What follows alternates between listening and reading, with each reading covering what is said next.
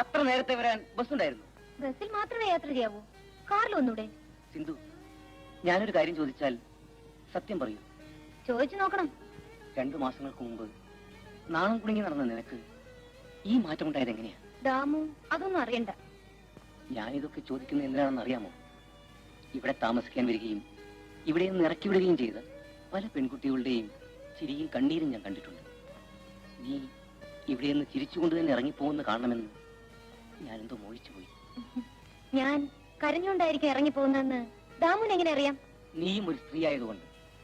സ്ത്രീ എന്ന് പറയുന്നത് ഒരു തീവണ്ടി പോലെയാണ്. ആരോ ഇട്ടുകൊടുക്കുന്ന പാടത്തിലൂടെ അങ്ങോട്ടും ഇങ്ങോട്ടും ഓടാനുള്ള സ്വാതന്ത്ര്യം മാത്രമേ ഒരു തീവണ്ടിക്കുള്ളൂ. ഒരു സ്ത്രീയുടെ കാര്യവും അത് തന്നെയാണ്. പാളം തെറ്റിയാൽ തീവണ്ടി മറിയും. പാളം തെറ്റി ഓടുന്ന സ്ത്രീയും അപകടം വരുത്തി വയ്ക്കും.